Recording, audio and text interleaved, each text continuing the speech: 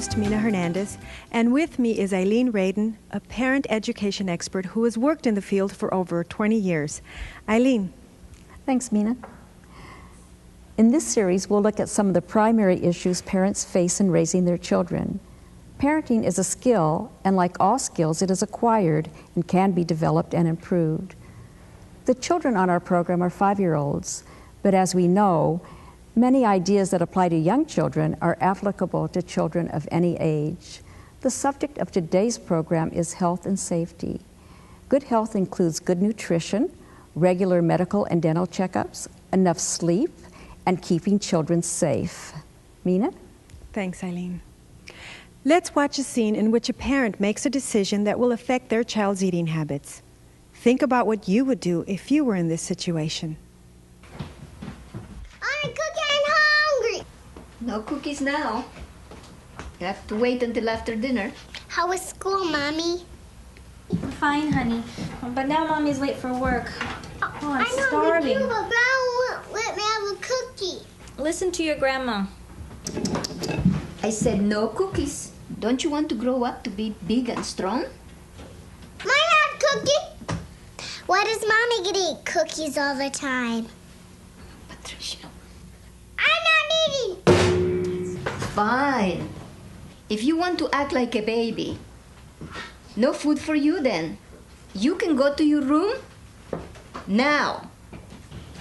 I guess Patricia and I will have to eat all the cookies by ourselves. Carlos wanted a cookie before dinner and became upset when he couldn't have one. Take a moment and think about the following questions. How did Carlos's grandmother and mother respond to him? What did Carlos want? What would you have done in this situation if Carlos were your child?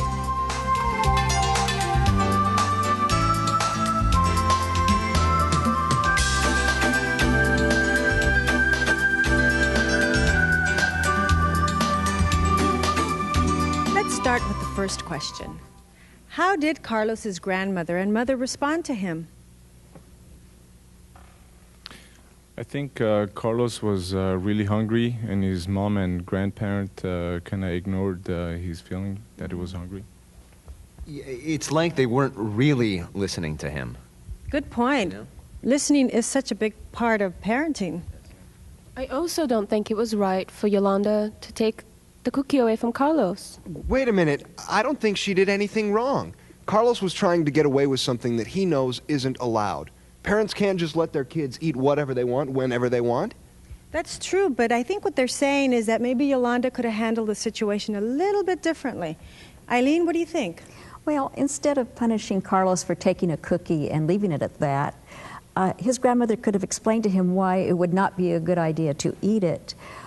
When we want our children to practice good nutrition, we have to take the time to teach them why it's important.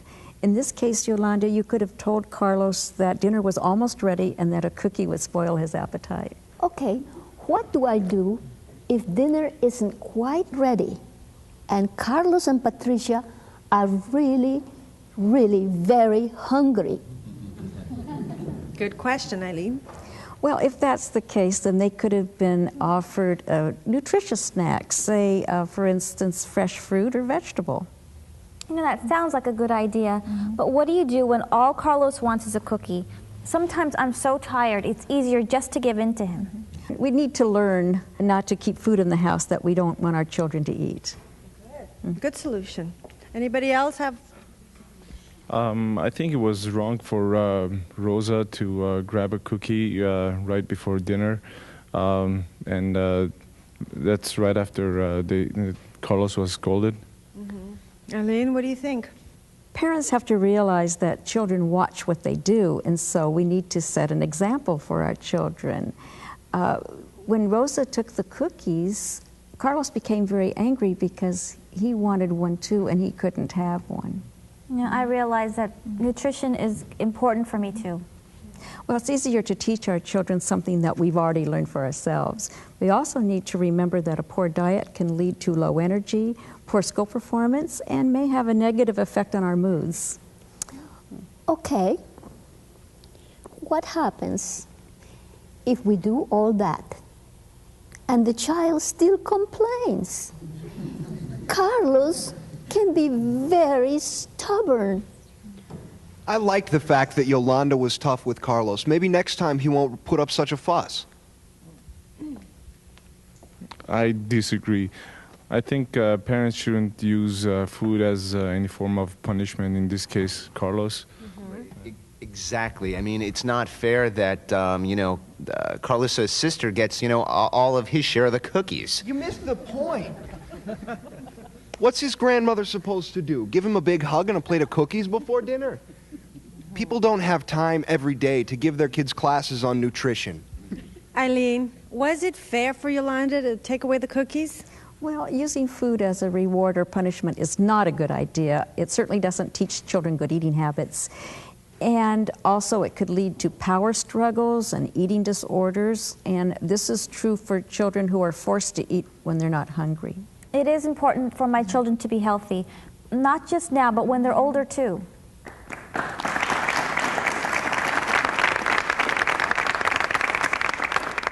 Great, Rosa.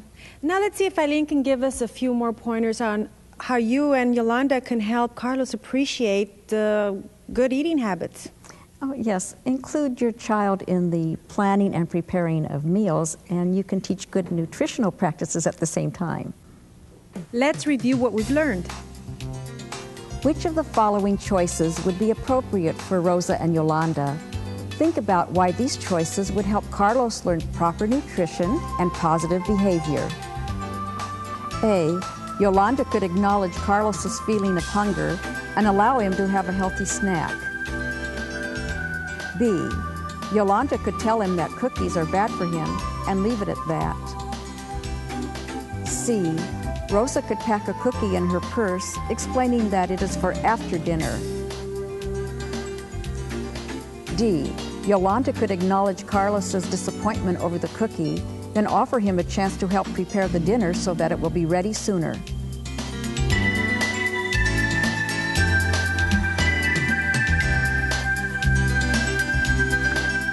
A, C, and D are appropriate choices. You may have additional good ideas as well. Letter B is not the best choice. Rosa ate cookies after Carlos was told not to. Good eating habits should be accompanied by a positive role model. Let's summarize some of the key ideas from this section. We want to make choices that will help children understand proper nutrition. Number 1, explain proper nutritional guidelines to children. Children are more likely to follow rules on their own if they understand them. Number 2, avoid practicing double standards. Children imitate what they see. Number 3, children do get hungry. Keep a variety of healthy snacks around. Number 4, avoid power struggles over food and do not use it as a disciplinary tool. Forcing children to eat may cause eating disorders. Number 5, involve children in meal planning and preparation as a way to teach nutrition and responsibility. In this show, you have the chance to go back in time and do the scene over. Would you like to try some of the skills you've just learned? Definitely. By all means. Let's watch Rosa and Yolanda and see what they do differently. I'm cooking and hungry. Carlos, you know the rules. No sweets before dinner. It spoils your appetite. But if you're really hungry, you can have a slice of fruit.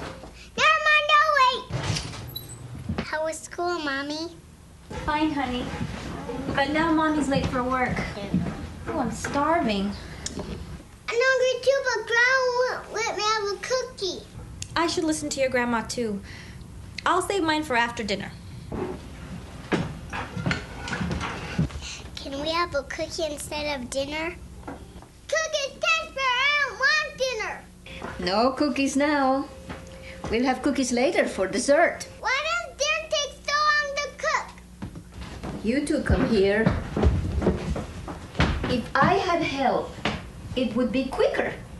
Now you can help me set the table. And you, how would you like to mash the potatoes? Here, show you. That. And tomorrow, we can go to the grocery store and you can help me shop. Would you like that? Okay. Yolanda, Rosa, how do you feel now? I am surprised.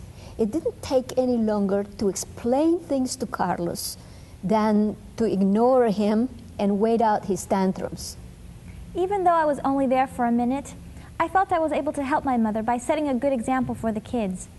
It's also nice to see them helping her. She works so hard. Most of all, I think Carlos learned something, and he seemed much better for it. Now we're going to see another scene. What would you do if you were in the same situation? Please. I'm not going to tell you again, young man. You are not going over to Carlos's house to play. His grandma will be there watching us. She never let me go anywhere. Look, David, I have an important deadline to finish today. I don't have time to argue with you. I want you here in this house where I can keep my eyes on you at all times. Do you understand? Now go play with your sister. Go.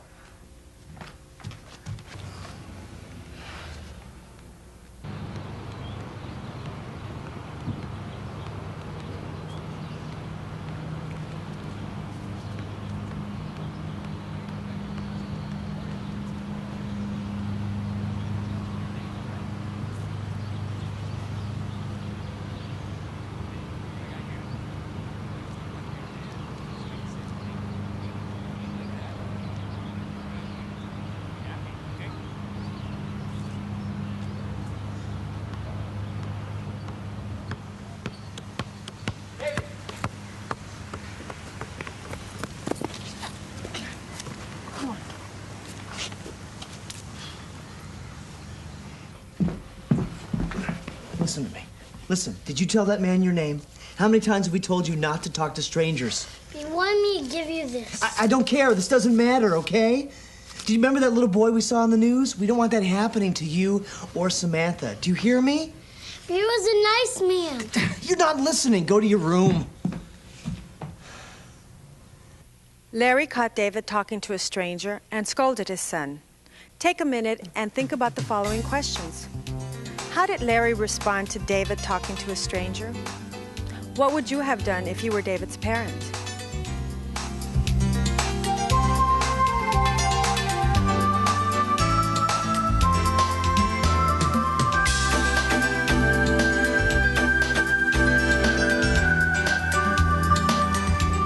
Let's start with the first question. How did Larry respond to David talking to a stranger? I think he did the right thing. David shouldn't have been talking to a stranger. No way, man. I mean, Larry scared the living daylights out of his kid. Come on, it's one thing to, like, educate the child about safety. It's another thing to, like, traumatize your kid for the rest of his life. Larry, what do you say? Well, that's the only way David seems to listen, okay? Yeah, I mean, we've explained the rules to him before, and he's been very obedient. But every time I talk to him about never talking to strangers, well, he goes right ahead and he talks to strangers. But that's almost impossible. I mean, how do you tell a kid to absolutely not talk to strangers? I mean, everybody's a stranger at some point. Your friends, teachers, I mean, all of us here. It's... Good point, good point. Yeah. Eileen? Well, it is impossible for a child to go through his entire childhood without speaking to a stranger, so therefore we need to teach our children to be cautious. How can we teach our children to distinguish who is safe and who is not? Yeah, that's kind of hard to do. Anybody have ideas?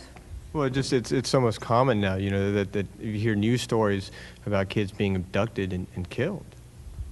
Oh, I understand that Larry was scared something would happen to his child. Keeping children safe is one of the most stressful and frustrating responsibilities parents have. But we don't want to teach fear. We want to teach facts and strategies. What are specific strategies that Larry could have used? Anybody have any ideas? Yeah, well, I taught my daughter that if she's offered anything or if she's asked to get into a stranger's car, to scream really loud and to tell an adult. And also if anybody a friend, a relative, I don't care who it is, touches her in any unnatural way, to tell me. Good idea. Yeah, I also think that children should be taught by their parents to ask them permission if they want to be with other people, whether they know them or not. Mm-hmm. Yes. Those are excellent suggestions. Children need to be informed about how to handle these situations, and educating them is a very good preventative measure. At least when my kids are at home, I have control over what they're going to do. But even in your own home nowadays, it doesn't seem like your kid's safe. Okay. You know, you always can't be afraid. Oh, how we communicate our fears is very important. Children should be told that most grown-ups like children and are nice to them. However, there are some that are not nice, and because of that, children have to be cautious and not speak to strangers. But overprotecting and teaching a child to be afraid can lead to a prolonged period of dependency. Well, Eileen, I don't want my child to grow up afraid.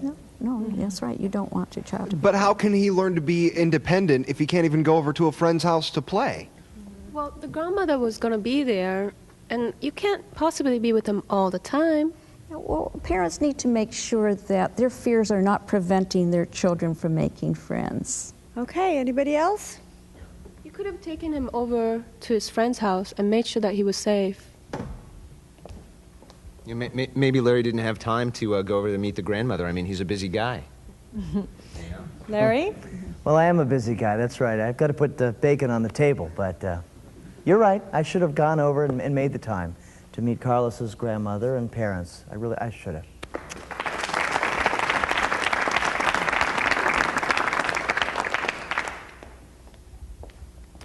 It's so hard to decide when a child is safe.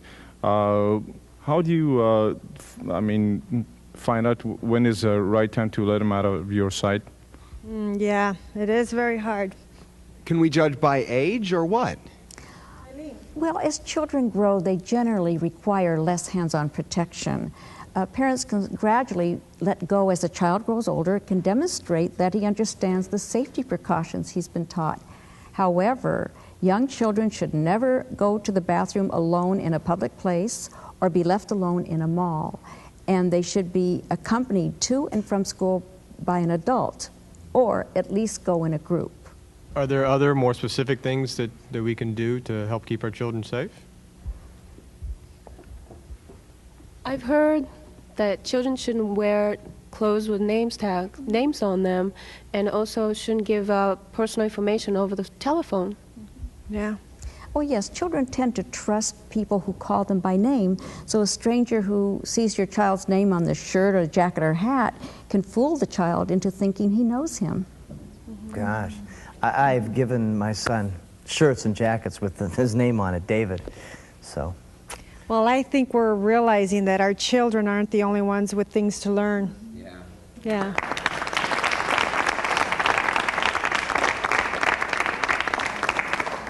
Another good strategy is to role play with your child what you have learned so that he'll know how to handle himself in dangerous situations. Well, let's review what we've learned. Which of the following choices would be appropriate for Larry? Think about how these choices would help David learn safety and independence. A. Larry could make sure that David does not wear clothing displaying his name. B. Larry could have role-played situations with David so that David would know the appropriate responses when confronted by a stranger. C. Larry could tell David that the stranger is a bad man who would have kidnapped him. D. Larry could take the time to meet David's playmates' parents and assess the safety of their play environment.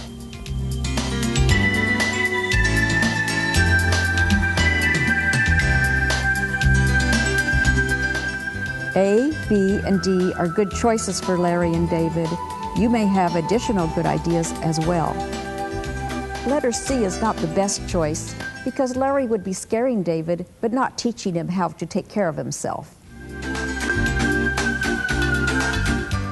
Let's summarize some of the key ideas from this section.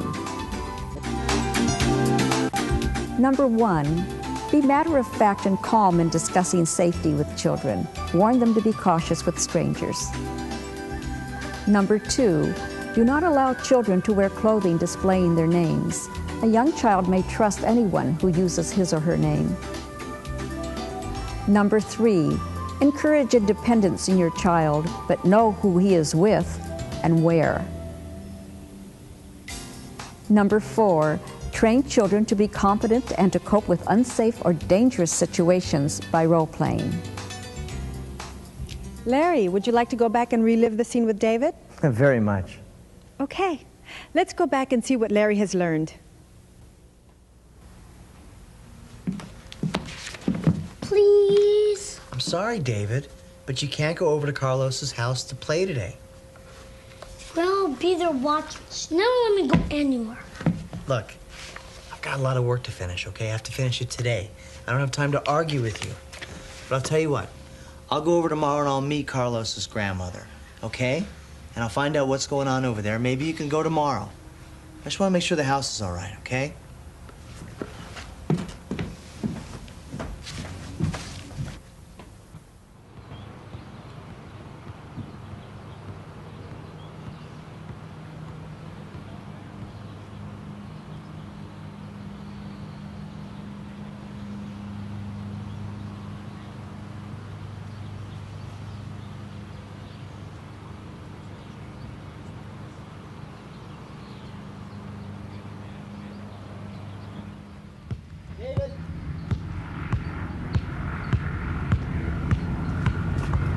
Hey, you. Remember that talk we had about you not talking to strangers? Yeah, but a good man. He knew my name and he wanted me to give you this. Look, just because he knows your name, David, that doesn't mean he knows who you are. I mean, you've got your name on your shirt. He could have looked at our mailbox, right, and seen our letters. Or he could have heard one of your friends calling you your name, right? So you gotta be really careful. Is he a bad man? Well, he may not be a bad man, because strangers are usually nice to kids, but you gotta be careful because sometimes they could trick you and hurt you. Look, what we'll do tomorrow, you and me will get together and we'll act out some scenes and you'll know what to do next time, even if I'm not here, okay? Okay. And we'll figure out a code word. So friends of ours and adults, they'll know the code word and you'll know who to talk to. Can Carlos come too? Oh, okay. Come on. Hey! Well, Larry, how did that feel? It felt better, and I think we'll be more at ease when we encounter these situations in the future. Terrific. Now, let's put together the many ideas we've learned today. Number 1, explain proper nutrition. Number 2, set a good example. Number 3, provide healthful snacks. Number 4, do not use food as punishment or reward.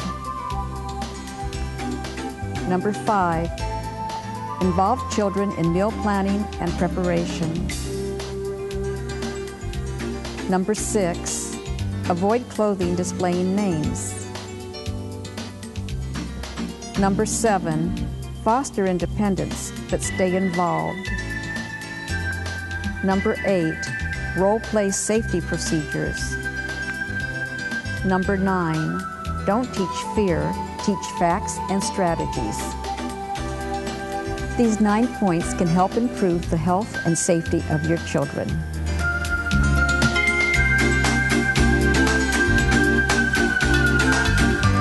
An excellent way to implement what you have learned is to keep a daily journal. Keep a list of the food your children eat and write down how you encourage good eating habits. Describe other measures you take to ensure good health, such as medical and dental checkups, shots, and good sleeping habits. Also, write down the safety instructions you teach your children and what they do when confronted with strangers. Thanks, Eileen. We hope that watching this program will help you with your own children. We look forward to working with you again in our next episode of The Now and Future Parent. Bye-bye.